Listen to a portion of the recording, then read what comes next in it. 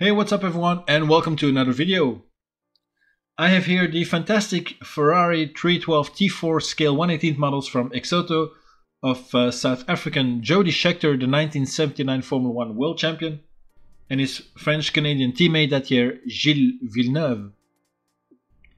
As you can see, I put on some gloves this time, as a few viewers suggested I should, so there you go. I have already done a video on the Scheckter model before on my previous channel, where I reviewed this model and the matching half-scale helmets. Now I finally found a Villeneuve version to complete the 1979 set, and I actually owned a Gilles version before, but I sold that one and bought a Scheckter instead, as I was trying to go for a 1/18 Formula 1 World Champions collection at the time. But now I have found another Gilles model to add to the collection again, and this time it's here to stay. So let's have a look only at the Villeneuve model then here, since I already did a video on the Scheckter version. So 1979 was a great season for Ferrari after the Team Lotus dominated the 1978 season with a ground effect car. Ferrari designer Mauro Forghieri reworked the 312 chassis it has been using since 1974 to work with this new style of aerodynamics. And it was a bit of a compromise, as the flat 12-cylinder engine was not really ideal for the ground effect to work around, and the car's predecessor, the 312T, was not really designed with ground effect in mind. Even so, the Ferrari 312T4 was a good car, with both Villeneuve and Scheckter winning 3 races each. Jody won the championship at Monza as well, with Gilles playing the role of trusty lieutenant, finishing second in that race and also the championship. Villeneuve, however, stole the limelight with a fantastic duel with Renault's René Arnoux for second place at the French Grand Prix. Both men overtook one another, interlocked wheels even, for several laps in one of Formula 1's most famous duels. Another heroic drive came at Zandvoort, where he suffered a left rear puncture at the Tarzanbocht, the track's first turn.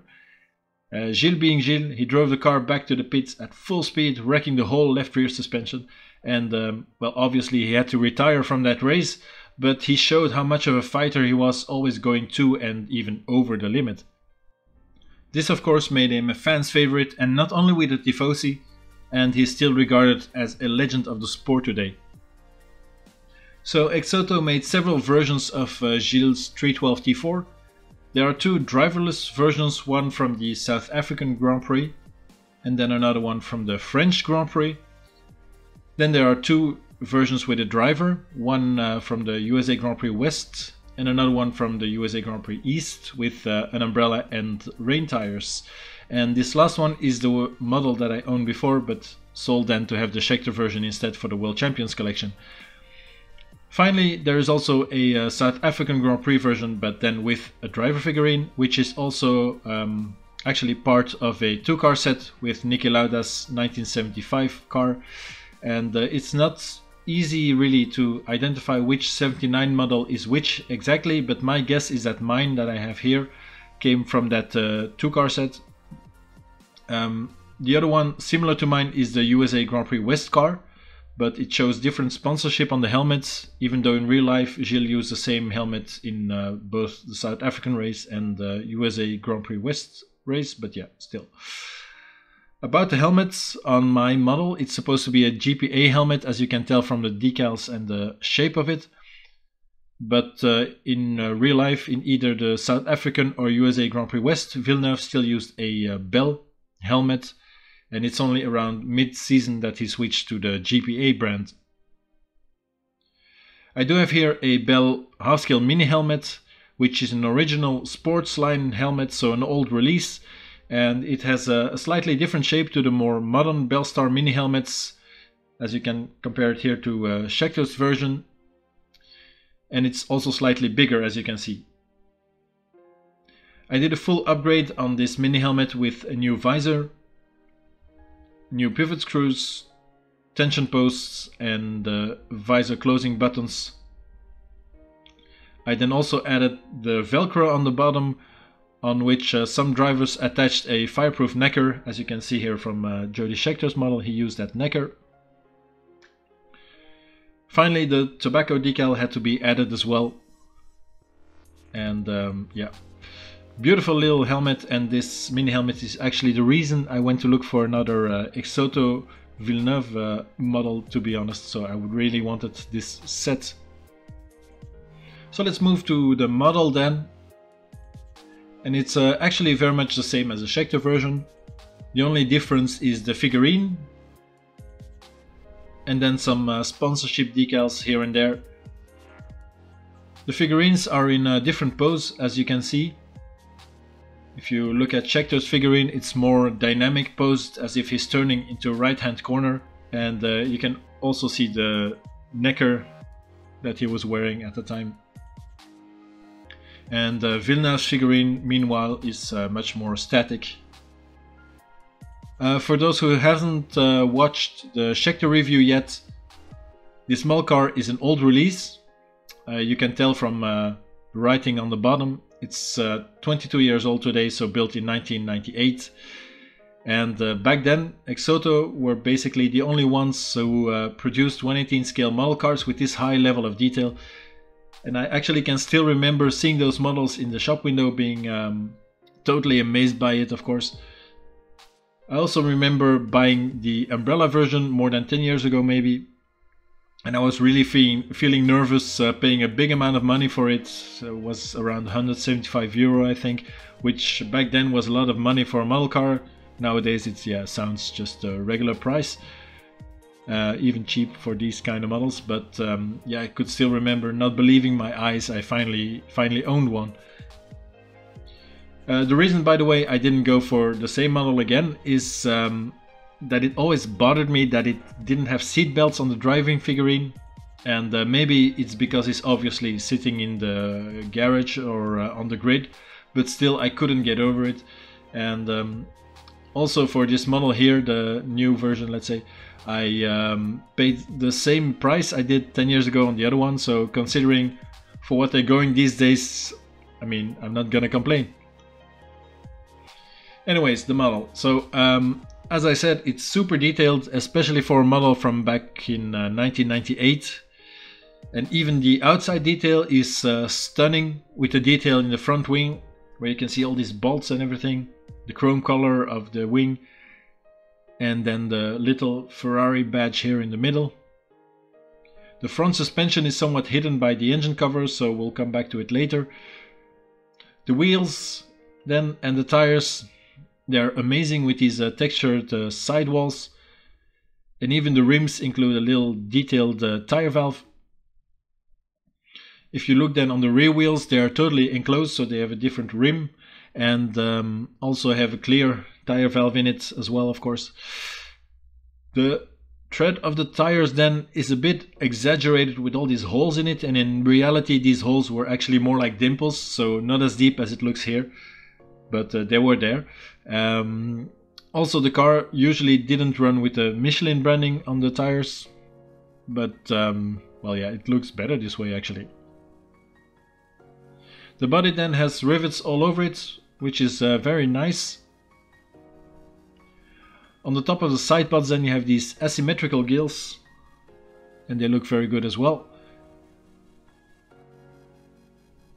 The cockpit then is extremely detailed, but I'll reveal that later on. Behind the driver, inside the roll hoop basically, there's a red oxygen tank connected to the life support tube on the helmet. Then the electrical cutoff ring inside this cone basically looks really detailed, and this fuel tank part behind it is really refined as well. The rear of the car is again very good. The rear wing is in the same chrome finish, has the same chrome finish as the front wing. The end plates then have the visible bolts and even a few rivets, which looks really nice. The upper flap of the rear wing is then also detached from the main plane, as you can see. And then the whole gearbox and suspension arrangement is very, very detailed. You can even clearly see the big brake ducts leading to the inboard brake discs that rotate with the wheels. And the suspension even works as well. You can see the springs move when I'm moving the wheels up and down. It's really cool. From behind then you can see the brake calipers as well. And then you have these 4 exhausts and the rear light, to which this really fine blue cable is attached to. And on the gearbox casing then you can see this little radiator, which looks really nice as well, I think. If you then open up the engine cover, you're greeted with even more detailed parts that you don't even know where to start looking. And even the underside of the engine cover is a satisfying powder coated black. And these white cockpit panels look amazing too. Going back to the front of the car then, we can now see the suspension, which also has working springs like on the rear. And in between the front wheels, amazingly, are the driver's feet, which is really crazy to think about it. Even the pedal box is also very, very detailed, as you can see. This front roll hoop then looks really, really nice with the little Ferrari badge on it. Admittedly, the one on the Schecter model, the little badge, is a bit more crisp, a bit more clear. But yeah, still great looking detail. The cockpit then is well detailed with the dashboard with visible dials. And you have this control panel to the driver's left and then the gear stick lever on the right. And the dashboard even has all these cables and hoses coming out and going towards the back of the car via the side pods. The figurine then is really nicely modeled, I think. The hands, the gloves and everything, and the overall look really good. The seat belts are nice cloth ones with photo etched detailed parts. The helmet then is, as I mentioned, wrongly based on the GPA shape. The detailing is nice though, especially to the face of the driver. And as you can see, the visor even flips open and is in really thin plastic. The only downside is the placement of the mattress decals here on the sides of the helmet. Then on either side of the driver, the 2 radiators are different. The gills on top of the side pods were different as well, of course. But the radiators are different too, as you can see. Behind the driver then you have the big fuel tank. And I think is an oil, something that's an oil tank to the right of it. Then you have the flat Ferrari 12 Boxer engine, and it is simply astonishing. The mesh on these trumpets or velocity stacks is really refined. And then in the middle part here you have all these cables and hoses connecting to the battery and alternator and what's not. I'm not a mechanic, so I don't really know a lot about engines. You can also see how wide the engine is and how much it's limiting the size of these ground effect tunnels underneath the car then. One final thing then is the panel gap and the alignment on the car's number 12 when the engine cover is put back into place. And most Exoto models don't really line up well and have quite a visible panel gap, but as you can see on mine, it's actually quite good. But that is until you see the other side, where the gap is quite significant and the number doesn't align perfectly. In all honesty, I don't really mind. I mean, the model is very close to perfection in my opinion, that I can see past these little faults.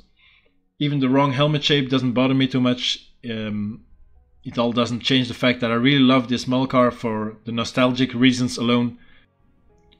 And of course it's a Villeneuve car, it's a Ferrari, so what's not to like? So this was my review of the 1979 Exoto Ferrari 312T4 as driven by Gilles Villeneuve. I'd like to thank you very much for watching. I hope you enjoyed it. Please check out the other videos on my channel and subscribe to it if you want. And I hope to see you soon in the next one.